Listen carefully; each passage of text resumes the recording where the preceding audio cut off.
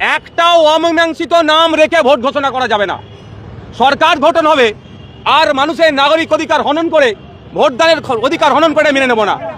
60 লক্ষ মানুষ হোক আর 7,000 মানুষ হোক, প্রত্যেকটা অ্যাডজুডিকেশন যেটা আছে নিষ্পত্তি হওয়ার পরে ভোট ঘোষণা করতে হবে। আজকে আমরা যে বিষয় নিয়ে ডেপুটেশন দিচ্ছি তার মধ্যে অন্যতম একটা বিষয় হচ্ছে এটাই যে এই গণতন্ত্রের উৎসবে কোনো মানুষ না ভোটদান থেকে বিরত থাকে।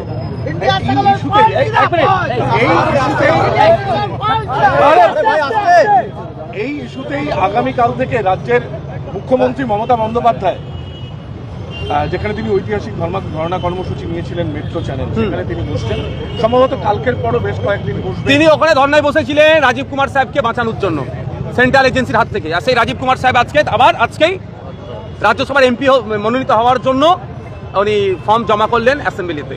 থেকে বোঝা যাচ্ছে তিনি রাজনৈতিক স্বার্থ চরিতার্থের জন্য বসেছিলেন। তো Mamata Banerjee as a chief minister তার ধর্নায় বসার প্রয়োজন নয়। State of West Bengal supreme কোর্টে কি ইসিআর বিরুদ্ধে মামলা করেছে এটা আমি জানতে চাই। আমরা চাই অ্যাজ চিফ মিনিস্টার তার যেটা আসল রোল সেটা পালন করুক।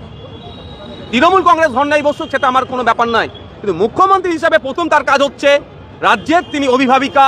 এই 60 লক্ষ ভোটাররা এখন আতঙ্কে আছে। আতঙ্ক মুক্তর জন্য state of West Bengal versus election commission of India একটা মামলা আমরা দেখতে চেয়েছিলাম। কিন্তু পশ্চিমবাংলা সরকারের পক্ষ থেকে চোরেদেরকে বাঁচানোর জন্য এডিসি বের হাত থেকে চাকরি চোর, কয়লা চোর, বিভিন্ন ধরনের চোর যারা আছে, ইভেন আপনার আরজি করের কাণ্ড, আমাদের বাড়ির মেয়ে তিলোত্তমাকে যারা খুন করেছে তাদেরকে বাঁচানোর জন্য এও না আপনার তদন্তে ভার না তাদের হাতে চলে যায়। এর জন্য কোটি কোটি টাকা খরচ করে সুপ্রিম কোর্টে ছোটে। কিন্তু পশ্চিমবাংলার 60 লক্ষ নিরীহ ভোটার যারা আছেন তার অধিকাংশই সংখ্যালঘু মুসলমান। তাদের কথা চিন্তা করে কিন্তু সুপ্রিম কোর্টে গেলেন না, শুধুমাত্র একটা ধর্নার নাটক করছেন। এই ধর্নাটা আমরা নাটক ছাড়া অন্য কিছু মনে করছি না। সুপ্রিম কোর্টে মুখ্যমন্ত্রী তো সওয়াল করেছেন কে, কার পক্ষ থেকে? স্টেট অফ ওয়েস্ট বেঙ্গল গিয়ে সওয়াল করেছে না ব্যক্তি মমতা ব্যানার্জি সওয়াল করেছে? আমি জানতে চাই। আমাদের এখানে গুলিয়ে দেওয়ার চেষ্টা হচ্ছে। এটাই হচ্ছে মমতা ব্যানার্জির পলিটিক্স। বাংলার মানুষকে ভুল বুঝায় যে মমতা ব্যানার্জি সুপ্রিম কোর্টে গিয়ে লড়াই করছে। মমতা ব্যানার্জিকে যেতে লাগবে না, যা পার্টি হওয়ার দরকার ছিল পশ্চিমবাংলা সরকারকে। কিন্তু দুর্ভাগ্য, না ওয়াকাফের সময় দেখেছি, না আজকে এসআইআর এর সময় সে রাজ্য সরকারের যে ভূমিকা পালন করা দরকার সেই ভূমিকা আমরা দেখতে পাইনি। আপনি যে ইস্যুকে সামনে রেখে আজকে আপনারা ডেপুটেশন দিচ্ছেন, সেই একই ইস্যুকে সামনে রেখে তো তৃণমূল কংগ্রেস সরব। তা এই ব্যাপারটা রাজনৈতিকভাবে তৃণমূল কংগ্রেস যে পদক্ষেপ নিচ্ছে তার আমি কিছু সেটা আমি আলোচনায় যাচ্ছি না। অ্যাজ মুখ্যমন্ত্রী, অ্যাজ চিফ মিনিস্টারের যে ভূমিকা হওয়া দরকার আমরা সেটা লক্ষ্য করছি না। সেটা আমাদের সেটাকে আমরা ভালো পজিটিভ দেখতে পাচ্ছি না। ঠিক আছে, শুধু কি আপনারা সিও অফিস যাবেন নাকি অবস্থানে ওখানে বসে? দেখুন, আজকে আমাদের যে প্রোগ্রাম আছে আমরা করব। শুধু এতটুকু বলে যাচ্ছি, একটা বৈধ ভোটারের নাম বাদ যাবে না।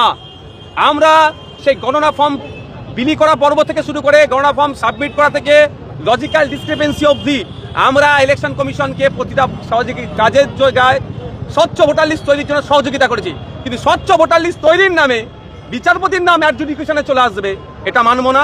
স্বচ্ছ ভোটার লিস্ট তৈরির নামে 104 বছর বয়স, স্বাধীন ভারতে প্রথম ভোট যখন শুরু হয়েছিল সেই ভোটে যিনি অংশগ্রহণ করেছেন শেখ ইব্রাহিম, জামালপুরে বাড়ি বর্ধমানের, তার নাম অ্যাডজুডিকেশনে আসবে, এটা আমরা মানব না। ভোট হবে না তাহলে? আগে সমাধান, পরে নির্বাচন। আমরা দেখছি যে মুখ্যমন্ত্রী রাস্তায় নামার আগেই বামেরা রাস্তায় নেমেছেন মুস্তারি বেগমকে সামনে রেখে। হ্যাঁ, ভালো তো। আইএসএফ প্রত্যেকটা রাজনৈতিক দলকে রাস্তায় থাকতে হবে গণতন্ত্রকে রক্ষার স্বার্থে, মানুষের ভোটাধিকার রক্ষার স্বার্থে। গণতান্ত্রিক প্রক্রিয়াতে কোনো নাটক না করে যে রাজনৈতিক দলগুলো এই 60 লক্ষ ভোটারের জন্য রাস্তায় নামবে, হয়তো ফিজিক্যালি তাদের সাথে না থাকতে পারলেও মেন্টালি তাদের সাথে আমরা সমর্থন করবো।